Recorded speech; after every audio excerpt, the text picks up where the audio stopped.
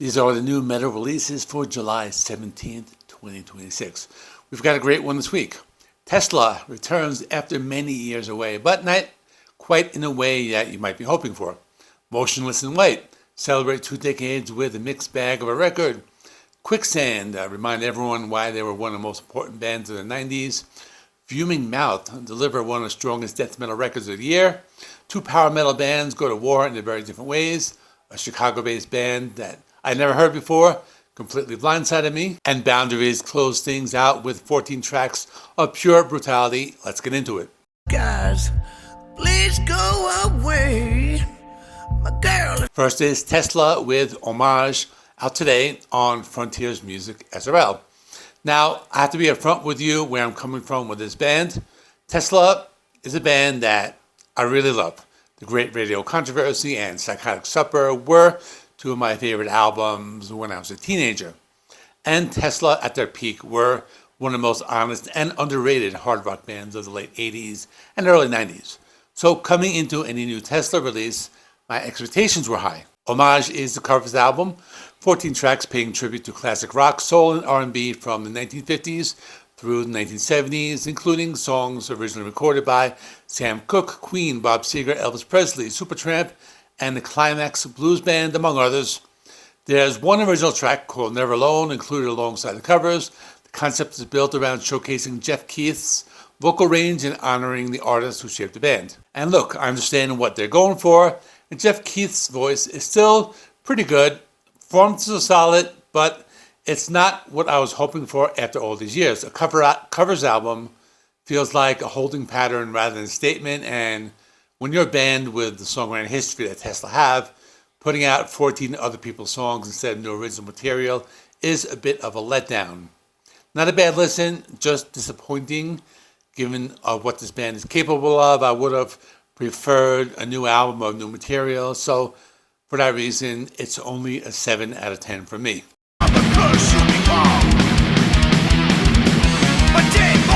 Next is Ruthless with Curse of the Beast, out today on Fireflesh Records. Ruthless are an American heavy metal band, and this is their follow-up to 2024's The Fallen. 12 tracks running just over 50 minutes of traditional 1980s US power metal and heavy metal, built around themes of horror, the occult, and warfare. Production was handled by Ron Sandoval, who you might recognize as the same producer who worked with Kerry King on From Hell I Rise, which we covered earlier a couple weeks ago when they re-released it. There's also a great backstory behind the title track worth mentioning. Vocalist Sammy DeJohn wrote Curse of the Beast 17 years ago alongside his late friend and guitarist Dim Durkin, and the original lyrics were kept completely unchanged for this recording. The song tells the story of a man bitten by a werewolf struggling with the curse of transforming and attacking people by night. That kind of history and personal connection gives the track extra weight that you can feel when you listen to it. And honestly, the whole album delivers exactly the kind of music I gravitate towards: old school traditional, heavy metal, and thrash with galloping rhythms, melodic leads, and absolutely zero interest in chasing modern trends. Ruthless are not reinventing anything, and they know it, and that confidence in simply playing good heavy metal without apology is exactly what makes this record work. Track titles like Raging Violence, Berserker, and Closing with Metal Gods tell you everything you need to know about the energy and attitude on display throughout. That last track, by the way, is a Judas Priest cover. Curse of the Beast gets 8.5 out of 10 from me.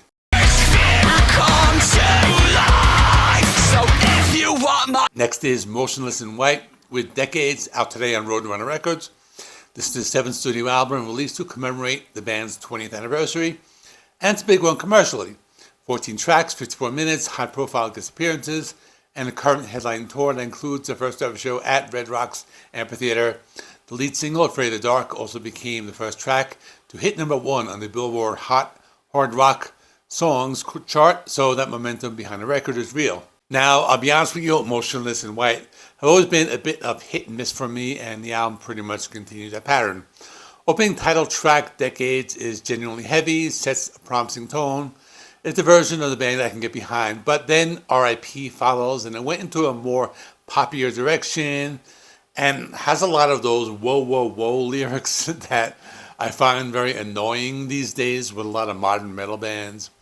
But on a positive note, Skylar Grey is on this And I like her vocals, so that kind of saves the song a little bit. This might be a controversial opinion on this one, but the song Playing God with Corey Taylor, it sounds like a Slipknot song, and it sounds like something like her unreleased Slipknot track.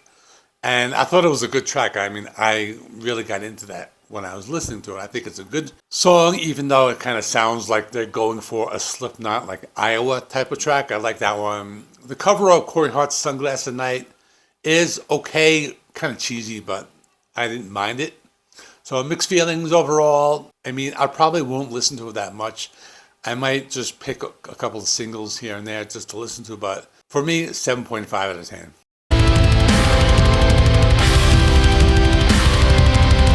Next is Protest the Hero with Within, out today, released independently by the band. It's their 6th studio album, their first full length in 6 years, following 2020's Palm Pests, I'm not sure if I'm pronouncing that correctly, and comes with some changes behind the scenes. After years of dealing with traditional label structures and losing ownership with their masters, the band went fully independent for this one, complete creative and financial autonomy, self-released on their own terms.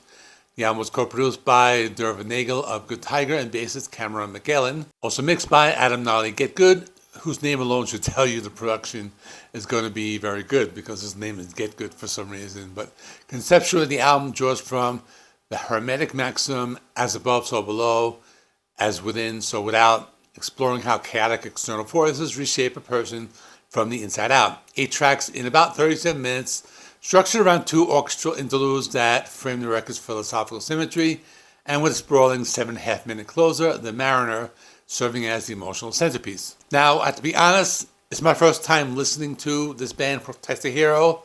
Didn't really fully click for me on this first listen. Reminded me of Coheed and Cambria in terms of progressive energy and vocal approach. It's not really a bad comparison. It's just not really like my style of the kind of bands that I like a lot. I have heard longtime fans say it's a good album. There were parts I like. I like the use of the clean and harsh vocals. That worked well, and the musicianship was very good. But I don't know. I need some more time with it. It might be a grower. But for now, 7.5 out of 10.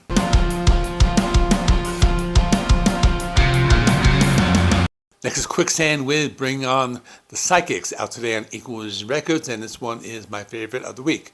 Quicksand are a New York City post-hardcore pioneers, and they've been at it since the early 90s. Honestly, I haven't spent serious time with them in years before sitting down with this record, and clearly a mistake on my part because Bring On the Psychics is a reminder of what the band is capable of. What struck me is how effectively they've captured that specific 90s alternative metal sound that almost nobody's playing anymore. That combination of feedback-driven guitar riffs, funky syncopated rhythms, heavy groove-based crunch, melodic space, a sound that defined a very specific moment in heavy music and then largely disappeared. And Quicksand are one of the few bands that can do it authentically because they helped create it in the first place.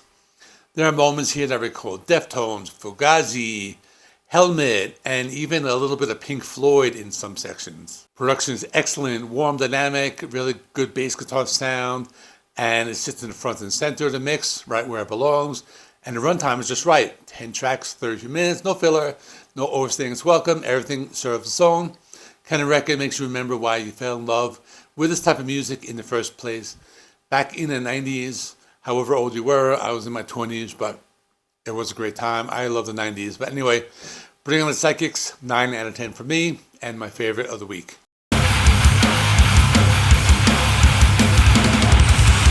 Next is Fuming Mouth with The Ringing Bell, out today on Triple B Records. Fuming Mouth are a death and hardcore band out of New England, Massachusetts. This is their latest chapter following Last Day of Sun, an album that carried extra weight, given the frontman Mark Whelan had been battling leukemia in the lead up to its release. The Ringing Bell arrives on the other side of that ordeal, and you can feel the survival and hard-won perspective running through every track. Production credentials are serious here, recorded with Kurt Ballou at God City Studio, which is about as reliable a stamp of quality as you can get in this corner of heavy music, featuring Jay Weinberg behind the kit. That rhythm section alone tells you the foundation going to be absolutely locked in. Now, I listen to a lot of death metal every week. Usually in this episode, I'll cover 1 or 2 death metal bands. And a lot of times they're just like, okay, they sound the same. But For some reason, this album, Ring and Bell, stood out. It was better than all the death metal that I always listened to. There's something about it. Old school riffs, feedback heavy HM2 buzzsaw, that sound, and they really do it very well.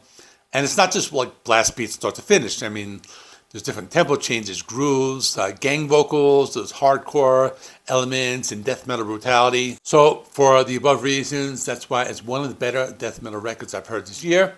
And for me, 8.5 out of 10 will be the score.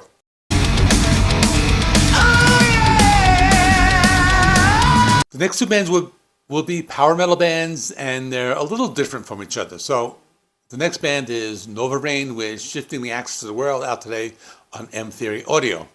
Novareign are a progressive power metal band out of Los Angeles, and this is their long-awaited follow-up to their 2018 debut, Legends, which earned some serious praise from the power metal community at the time. 8 years is a long gap between records, but the band spent the time gigging extensively alongside acts like Rhapsody of Fire, Blind Guardian, and Jason Axe, and Glory Hammer, and different bands like that. And they also navigated a few lineup changes along the way. The album is very ambitious, features a 10-minute single, Sun and Moon, and a monumental 16-minute title track that closed the record. So clearly not a band interested in keeping things short and simple. Now for me, power metal can be a little too polished and smooth for my taste. It's all like gleaming production and soaring melodies and not enough grit underneath. But Novareign sidestepped that problem pretty effectively. There's an edge to the sound that separates them from a lot of their peers in the genre. Riffs are heavier, more muscular than the typical power metal bands. Drums hit with real force, and they're just really keeping with the melodies as well. Vocals are big and powerful in a way that feels very earned and natural rather than overproduced. And as an added bonus, the progressive complexity adds another layer, keeps the longer tracks from feeling self-indulgent. Better than your average power metal record. Strong return after a long wait. Shifting the Axis of the World gets 8 out of 10 for me.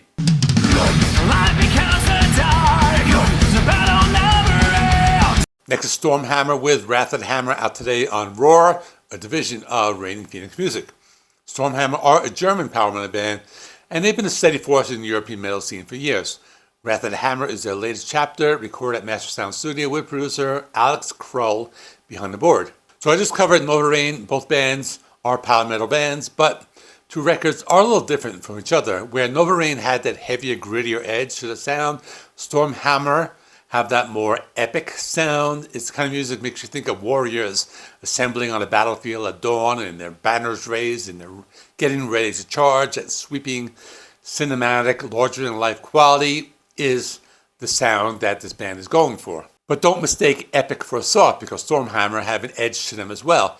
Drumming is rapid fire and aggressive in the right moments. Guitar tones get very dark, and there are thrash elements in the band that they push on the record to give the whole thing a raw energy, and it stops it from floating away just to pure melodic excess. What impressed me the most is how well they balance the two sides. The heaviness and the melody coexist naturally rather than fighting each other, and the result is now that can deliver a crushing riff one moment and soaring anthemic chorus the next. Another solid power metal record, and I'm giving this one also 8 out of 10.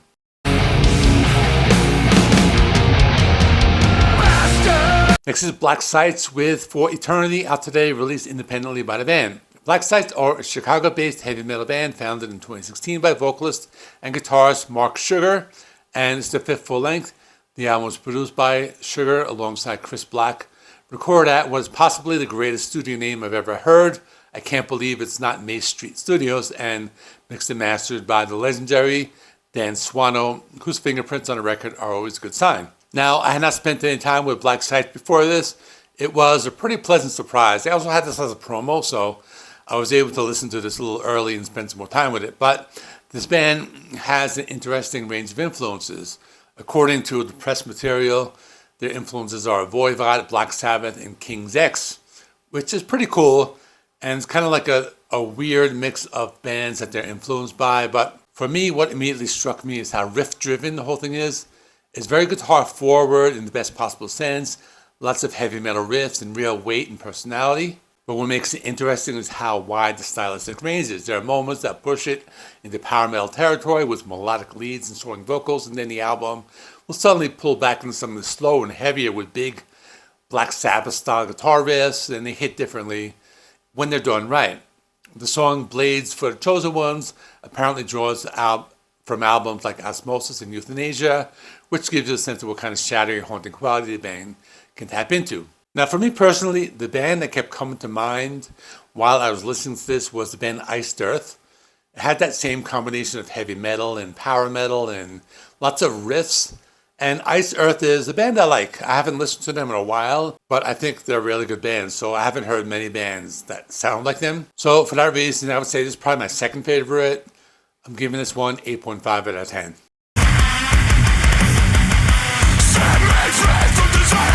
And last, certainly not least, we have Boundaries with Yearning, the Unbeautiful After, out today on Sumerian Records. Boundaries are a Connecticut hardcore quintet. This is their fourth full-length and their Sumerian Records debut. Album was produced by Drew Fulk, who has Grammy nominations to his name, and credits include Knock Loose and Make Them Suffer. So the pedigree behind the board is exactly right for this kind of music. Guest appearances come from London tours of The Plot and You and Make Them Suffer, adding extra texture to an already packed 14-track record. And it's a brutal one. Crushing riffs, relentless, harsh vocals, pummeling drums. The band that clearly has no interest whatsoever in softening their sound or chasing whatever the current trend happens to be. The opening single, Skies Cast Amber Black, sets the tone immediately, doesn't let up. What I particularly appreciate is, while there are some cleaner, more melodic vocal moments on the record, they're used sparingly and purposefully rather than dominating the record, which is, for me personally, makes a big difference. When the softer moments are earned, they hit harder. Some tracks lean more toward metalcore territory, but the band never loses their edge in the process, which is balancing act a lot of bands in the space get wrong.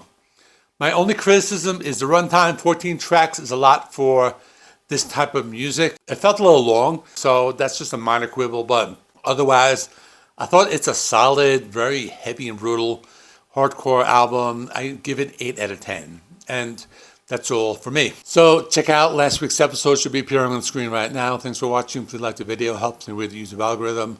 Please subscribe if you're not already. I do rock and metal reviews, rankings, and more. Thanks for watching. I will see you in the next one.